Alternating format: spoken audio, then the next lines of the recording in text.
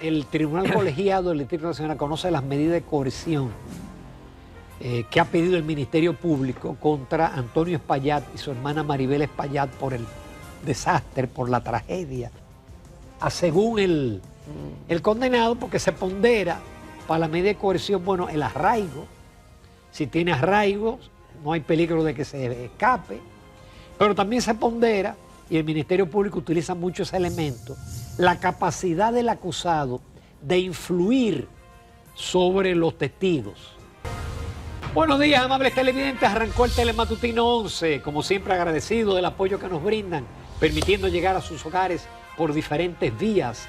Muy buenos días, Jacqueline Morel. Hola, Ramón, buenos días República Dominicana. Comienza Telematutino 11, estamos a mitad de semana, en este miércoles 18 de junio.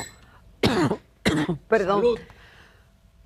Y aquí estamos, Traguito como siempre. de agua, no, aquí tengo mi cafecito. Y aquí estamos, como siempre, vamos a comentarles a ustedes los temas más importantes del momento, de verdad, lo que generan opinión, lo que generan preocupación, lo que movilizan, bueno, que la materia gris se ponga en acción y que saquemos lo mejor en lecciones y en acciones de las situaciones que se nos presentan. Además de los comentarios, hoy vamos a tener a un invitado excelente, el licenciado Carlos Salcedo, un prestigioso abogado, especialista en Derecho Penal y Constitucional. Así que no se pierdan este banquete que vamos a tener en breve aquí en Telematutino 11. Bienvenidos. Sí, y especialmente va a ser sobre el caso Jet Set. Aunque hay otros temas, pero el caso Jet Set. Que por cierto, antes que nada, hoy cumple años mi tercer hijo, Ramón Antonio. ¡Epa! Cumple hoy años, Ramón Antonio. Tenemos una foto, Ramón, ¿no trajiste foto? Sí, hombre, si hay una foto ahí. Pongan la foto. ¡Epa! Ramón Antonio. Ramón Antonio es periodista, él produce el programa Encuentro Directo que se transmite por RNN los sábados a las 8 de la noche, un magnífico hijo. Y nada, le deseo que el Señor lo oriente, lo guíe y lo conduzca por los mejores caminos de la vida. Muchas felicidades a Ramón Antonio, que no sé si estará viendo Telematutino 11, pero Él se está cambiando ahora y él está viendo el programa. sí, desde aquí con mucho cariño, muchos abrazos y que pase un lindo y bendecido día. Felicidades. Señores, vamos a trabajar. Hoy el Tribunal Colegiado del Distrito Nacional conoce las medidas de coerción que ha pedido el Ministerio Público contra Antonio Espaillat y su hermana Maribel Espaillat por el desastre, por la tragedia del desplome del techo del Jet Set. Ahí se manejan muchísimas variables que son, y tú muchas veces lo has dicho, Jacqueline, a según el condenado, porque se pondera para la medida de coerción, bueno, el arraigo. Si tiene arraigo, no hay peligro de que se escape, pero también se pondera, y el Ministerio Público utiliza mucho ese elemento, la capacidad del acusado de influir sobre los testigos. Todo eso se ha manejado, hemos visto muchísimos casos de corrupción en que la persona permanece un año, año y medio, después es liberado y el proceso no acaba. No hemos visto un proceso que ha culminado con una sentencia definitiva. Uno tiene la esperanza de que este caso, tan terrible, con 235 muertes, la justicia imparcial dictamine lo que muestran los hechos, lo que ha presentado el Ministerio Público. Bueno, Ramón, mira, además del informe que presentó el MIBET y que posteriormente el Ministerio Público acogió ese informe para continuar con interrogatorios y seguir el proceso legal que debe venir y dar respuesta a las ya no sé cuántas denuncias y querellas. Habían 65 y de un golpe el domingo se presentaron 30 más. Es decir, que el número exacto todavía no sabemos de cuánto es y hay que darle respuesta. Pero en caso de corrupción, que son también muy lamentables y deplorables, este es un caso que tiene otra connotación. Este es un caso país.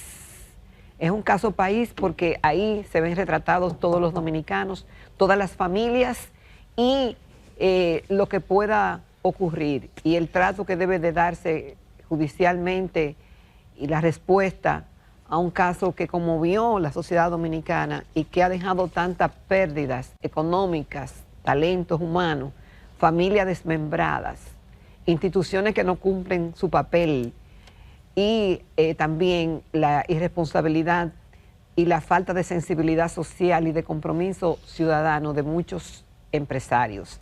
Es decir, que este es un caso que abarca muchas áreas y que debe tener respuesta de parte de las autoridades.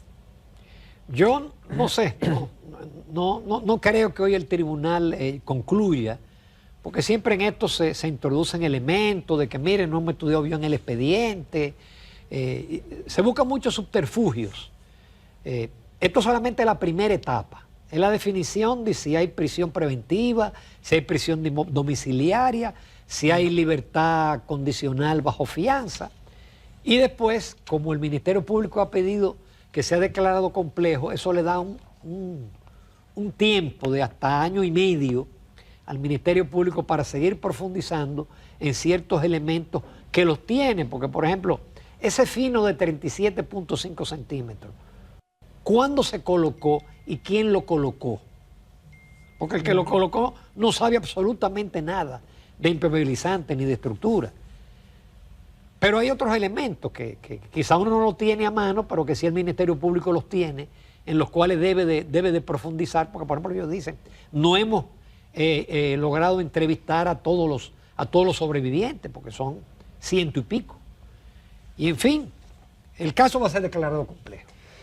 Bueno, Ramón, por otro lado también en cuanto a la resolución de la Junta Monetaria de inyectar 81.000 millones de pesos a la economía para diferentes sectores, pues obviamente que era una medida que había sido solicitada por muchos, pero obviamente se toma la decisión y aparecen algunos que la encuentran adecuada, otros dicen que llegó tardía, otros critican la medida.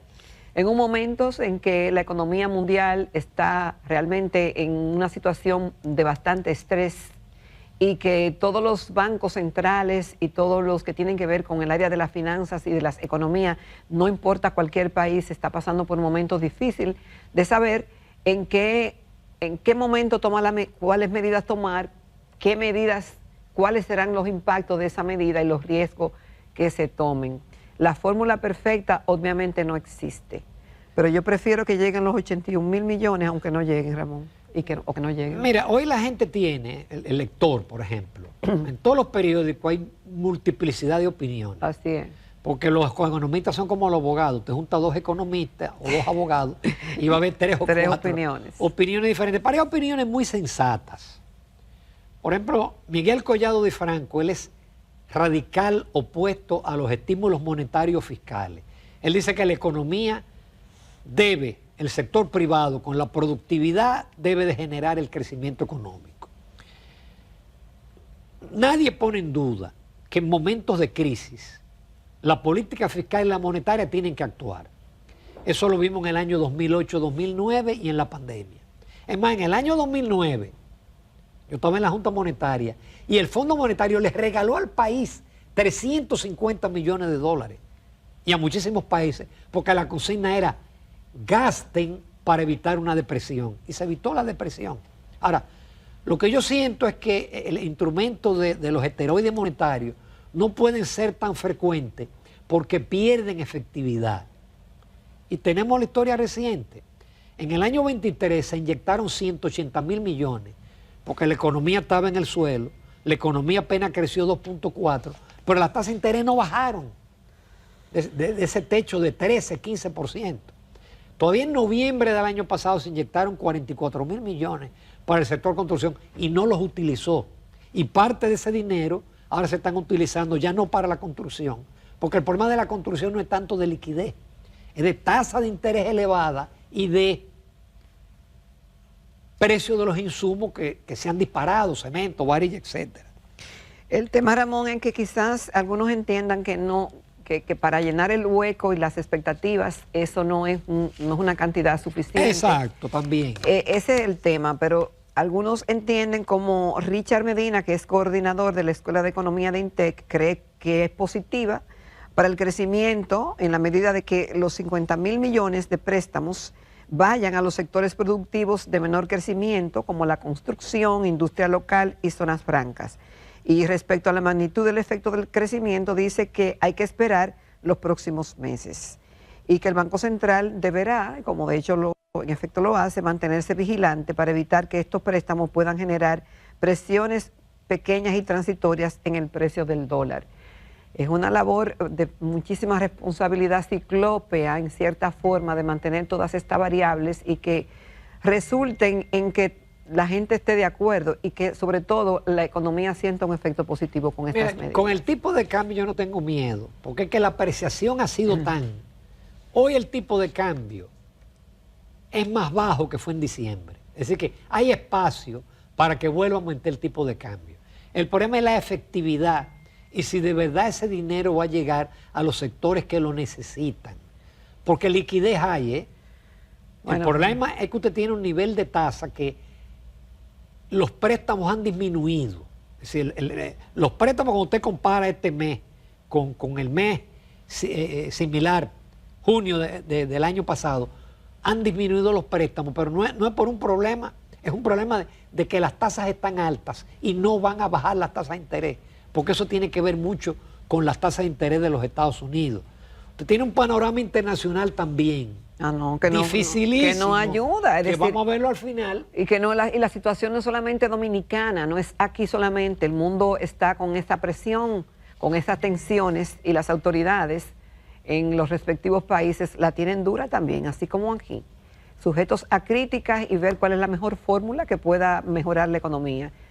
Obviamente, cosa que todo el mundo quiere, pero que es difícil ahora. Obviamente, yo entiendo, el Banco Central no puede cruzarse de brazos y algo tiene que hacer. Porque ellos tienen los datos de mayo y ya ellos saben que la economía va en picada. Entonces, esto es un intento. Pero yo quiero leer un párrafo largo, de un economista que yo respeto mucho, a Rolando Guzmán, que fue rector del INTEC. No es político, ¿eh? Y él se va más bien al papel filosófico de lo que es el Banco Central. Él dice, estamos redefiniendo sin notarlo el papel del Banco Central.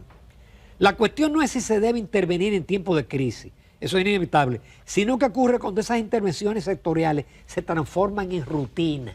Es decir, a cada rato, o yo aprieto ahora, suelto, vuelvo y aprieto. El riesgo más evidente es la erosión de su independencia y de un enfoque en sus funciones primarias, lo que hasta ahora le ha hecho gozar de un merecido prestigio, porque la función primaria de los bancos centrales es estabilizar los precios. Si empresas o sectores comienzan a asumir que el banco estará disponible para inyectarles esteroides, él usa la palabra esteroides, cuando las cosas se tomen difíciles, la presión política para obtener ese auxilio no hará más que aumentar. La fila de interesados será cada vez más larga. En ese escenario, la institución corre riesgo de dejar de ser un prestamista de última instancia para convertirse en garante estructural de crédito barato y auxilio temporal. Eso es genial. ¿Sí? Función del Banco Central. Si tú lo haces muy frecuente, entonces todo el mundo va a querer, creyendo que va a tener ese dinero barato, y no. Ese dinero barato lo van a tener unos cuantos privilegiados y quizás una que otra obra. Pero bueno, vamos a hablar de la situación internacional. No, Ramón, ahí tenemos lo de los senadores y diputados. Sí. Eso es siempre, eso es como una noticia cíclica. Búsquela. Que va y viene. Usted la busca en Google o en ChatGPT y usted la va a encontrar. Así es. No, una cosa tan sencilla como la declaración jurada. Usted dice, los legisladores, lo que hacen las leyes, hay 100 y pico, 134 entre legisladores actuales y legisladores que cuando salieron debían de declarar. Afortunadamente hay un periódico que tiene la lista con los nombres. Sí, el y de los listín, funcionarios. lo tiene la lista con los nombres, Ramón. Y la alerta la dio la Cámara de Cuentas en la nueva gestión. Y como siempre, algunos ponen como pretexto que el mecanismo para hacer la declaración es un tanto complicado, pero eso no justifica, porque usted sabía que iba a una posición pública y que tenía que hacer esa declaración a la entrada y a la salida. Y si usted entendía que era difícil hacer el proceso, entonces no debió asumir ese compromiso. Lo que sí se ve muy feo que a esta altura de juego, el presidente de la Cámara de Diputados tenga que amenazar en cierta forma y decir que los que no tengan ya ese requisito hecho de esa declaración el mes de julio no se le va a pagar. Yo no le diera ningún plazo, y aunque la nómina esa está hecha de junio, no le pagara nada. ¿Por qué? Porque han tenido un tiempo más que suficiente como para cumplir con ese mandato legal, que es una vergüenza que no cumplan. Que no cumplan con sus electores, primero, que le votaron como sus representantes, y segundo, que no cumplan con la ley y que pase el tiempo y se le den prórroga y plazo. Óyeme, Mira, de verdad que no entiendo. Cuando esa declaración, no es verdad que es complicada, yo la hice muchas veces, usted la hace online, usted la llena y la imprime y la envía. Que usted tiene que tener los documentos, sí. Si por ejemplo usted dice, yo tengo tanto dinero en certificado, usted tiene que tener la constancia del banco y tener eso en un archivo o en el desktop de la computadora. Que yo tengo tantos vehículos, tiene que tener la matrícula. Entonces cuando usted va a vehículos, usted dice, yo tengo un vehículo tal, hay un sellito que te dice, punche ahí y busque eso. Pero yo siempre he dicho que eso no tiene sentido. O que no tiene manera, porque cuando usted dice, yo tengo 100 millones de activos, ¿dónde está la contraparte del pago del impuesto sobre la renta de eso? Aquí hay funcionarios que te declaran dinero de más, para después poder justificar cuando salen que lo tienen. Eso lo hemos visto en muchísimos casos. Pero el hecho de que esa cosa tan elemental no se cumpla, dice muy mal de los legisladores y de los funcionarios. Y ahora, finalmente, el mundo está convulsionado. Hubo una reunión del G7. Que terminó en G6. Que sí, porque Trump se fue. Trump se fue. No hubo una declaración final y no pudieron ponerse de acuerdo con el tema ellos de intentaron, Ramón, sí. Hicieron sus mejores esfuerzos. Tú sabes que el colmo es que Trump, delante del actual primer ministro de Canadá, dijo que era G8, pero que él culpaba a Barack Obama y a Justin Trudeau de haber sacado a Rusia, y eso fue un error, pero resulta que Trudeau no era el presidente. A Rusia lo sacaron en el 14 cuando la invasión de Crimea, pero Trump a veces habla sin que tengan... No, pero él se paró y se fue, dijo que tenía algo urgente que hacer, y obviamente que le sacó los pies al presidente de Ucrania y a la presidenta de México, que tenían ya pautado reunirse, y él se paró y se fue porque él entendía que tenía que darle seguimiento a lo que está pasando, y algo muy serio, claro está, entre Israel e Irán. Pero él pudo ver, lo que le preocupaba a él en ese momento, que posteriormente dijo, era que todos los ciudadanos norteamericanos debían salir de Teherán. Y para eso él no tenía que interrumpir la reunión. Simplemente con dar una orden, él podía hacerlo. Pero mira, los que se quedaron trataron de como que seguir y demostrar que sin la potencia, vamos a decir, que representada por Trump, se paró y se fue, ellos podían seguir. Pero hicieron declaraciones, porque ellos no hicieron. Obviamente que Trump llegó y lo complicó más, cuando dijo que matar al ayatollah Jamenei no era el momento, pero que quizás después. ¿Tú te imaginas en plena cumbre, o sea, obviamente que los ojos, los oídos y la atención miraron hacia otro lado. El temor es que ya hay una escalada en los ataques de Israel a Irán y de Irán a Israel. El temor que los Estados Unidos intervengan, cuando Trump dijo que no, que él estaba detrás de eso. Pero ya la amenaza. No, pero sí le está dando declaraciones y diciendo y adelantando estrategias. Sabemos dónde está Khomeini, pero todavía no es tiempo de matarlo. ¿Tú te imaginas? Y entonces resulta que Israel tiene un escudo antimisiles que el proceso ha demostrado que no es tan efectivo, porque los misiles de Irán han golpeado zonas civiles, hay más de 20 y pico de muertos y heridos, han golpeado instalaciones militares, es decir, en medio de todo esto, de la guerra arancelaria de Trump, usted le suma esto, le suma lo de la franja de Gaza con Israel, Ucrania con Rusia, que Trump no lo iba a resolver en 24 horas. Entonces, usted tiene un mundo convulso, con el petróleo subiendo y con todas las amenazas todas las condiciones para una recesión global. Bueno, Ramón, y lo que sí dijo el presidente de Francia y otros que estaban ahí, no voy a mencionar a los otros nombres de los duros que forman parte del G7, es que la desestabilización del Medio Oriente tendrá un impacto letal para el mundo si no logra estabilizarse esa zona. Ese sí, el consenso, a pesar de que hay otras agendas, los ojos están puestos sobre el Medio Oriente. Nos sorprendieron en el 23, 24 fue cuando Hamás tiró. Sí, en noviembre del 23. Noviembre del 23. Eso cambió la agenda, obviamente, y la sigue cambiando, porque ahora se han intensificado los ataques y el papel que está jugando Irán, y cómo eso no está dejando a nadie indiferente por los impactos económicos y de otro tipo que va a tener sobre el mundo actual. Hay una cuestión que se llama ahí el estrecho de Hormuz, por donde pasa el 80% del petróleo, especialmente el petróleo que va para China. Si Irán en un momento, por razones de estratégica, dice, cierro el estrecho de Hormuz, preparémonos a un petróleo a un precio que agrava todavía la situación. Cambiamos de tema y volvemos al patio con nuestro invitado, el licenciado Carlos Salcedo, un destacado abogado, penalista, constitucional, y con quien tenemos muchos temas, pero especialmente el tema del jet set.